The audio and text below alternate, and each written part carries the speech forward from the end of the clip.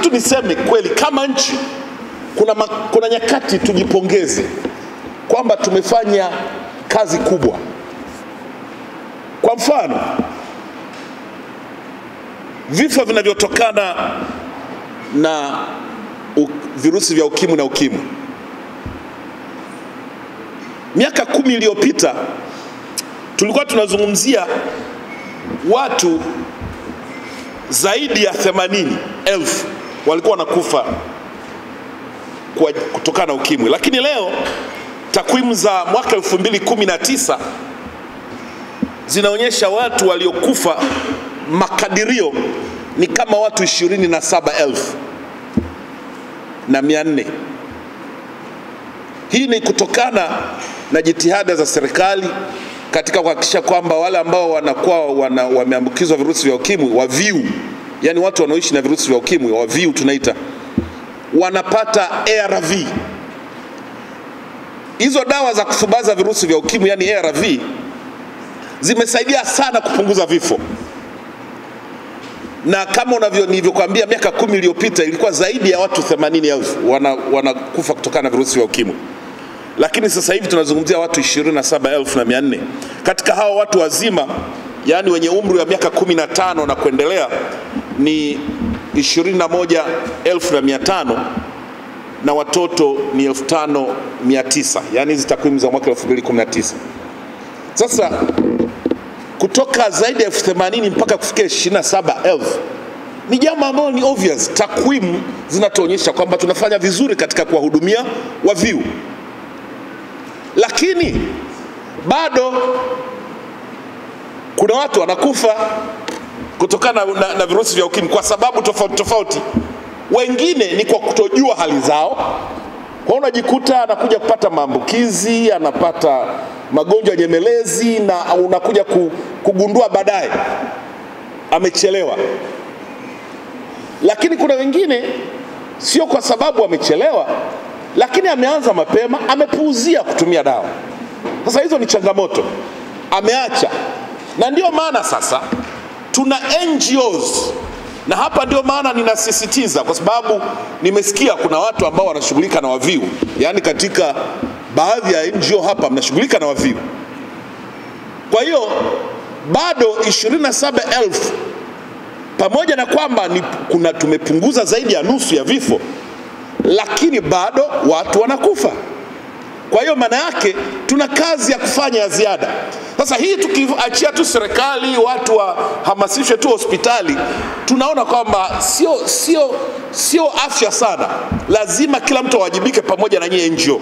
Sasa nyie NGO ambao mnashughulika na kuhudumia VVU, ninaamini hii hela kidogo ambao mnakwenda kuipata, mtakwenda kutuonyesha njia pia, namna nzuri ya namna ya kuwafuatilia hawa watu waweze kujua, VVU wajue kwamba wameambukizwa, lakini wale walioambukizwa wajue namna bora ya kutumia zile dawa, na mwisho wa siku tupunguze vifo.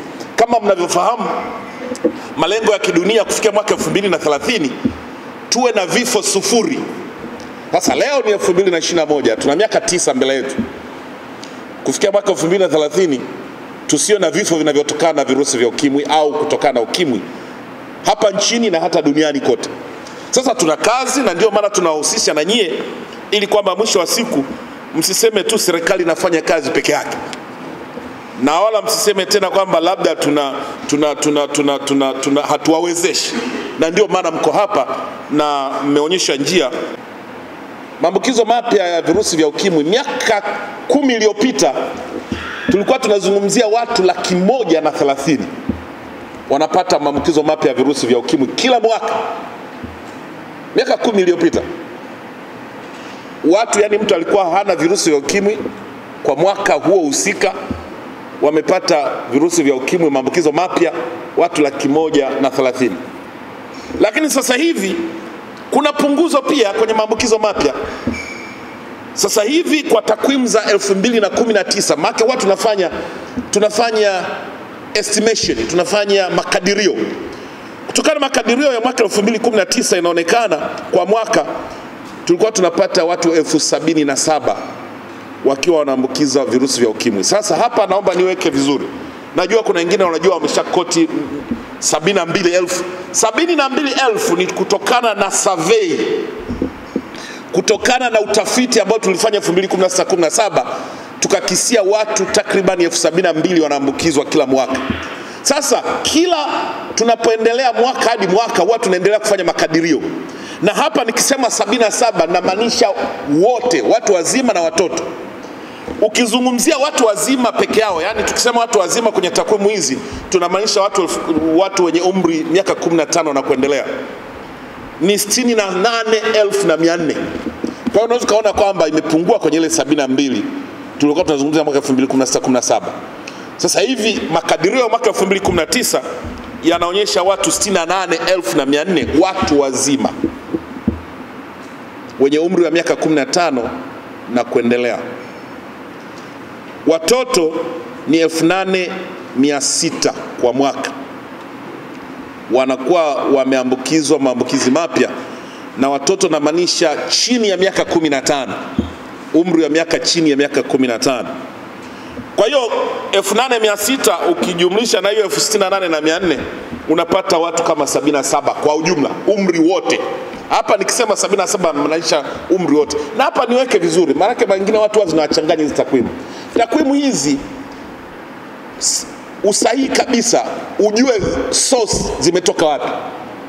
Hizi ni kutokana na makadirio.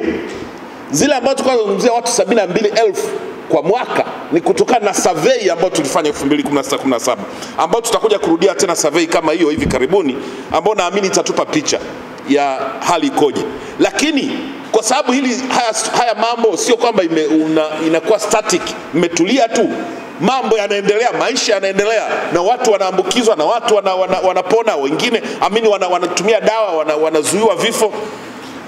Sasa huwa lazima ujiwekee makadirio kila mwaka, na hivi karibuni tutatoa makadirio mengine.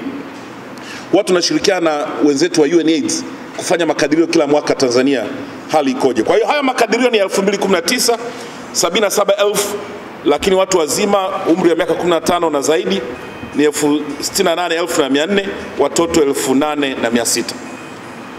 Sasa maambukizo mapya, ninachotaka kusema nini? Bado yanatokea. Humu nimesikia kuna NGOs na dili na vijana, si ndio? Vijana wengine najua wapo wanaodili na watoto wa mitaani wanaokaa katika mazingira magumu. Sasa nyie ndio mtusaidie kuendelea kutoa elimu kwa uzuri, kwa sababu takwimu pia zinatuonyesha vijana ndio wanaopata maambukizo kwa wingi zaidi kuliko watu wazima, yani maambukizo mapya. Sasa ni vizuri nyie NGO ambao mnashughulika na watoto, mnashughulika na vijana, na hasa wenye umri huu miaka 15 hadi 24, mtusaidia sana katika kuimarisha mapambano dhidi ya virusi vya ukimwi, na hasa kwa ajili ya kusitiza elimu na kutumia kinga, kuhakikisha kwamba mnasambaza kinga, yani condom, katika maeneo ambayo mnaona kwamba kweli shughuli hizi zinafanyika. Sasa kwa ujumla wake, watu wanaoishi na virusi vya ukimwi sasa hivi makadirio Tanzania imefikia watu takriban milioni 1.7. Kwa takwimu za 2019 makadirio yanaonyesha kwamba watu wanaoishi na virusi vya ukimwi wamefikia milioni 1.7. Katika hao watu wazima wenye umri wa miaka 15 na kuendelea ni milioni 1,610,000, na watoto ni 90,000.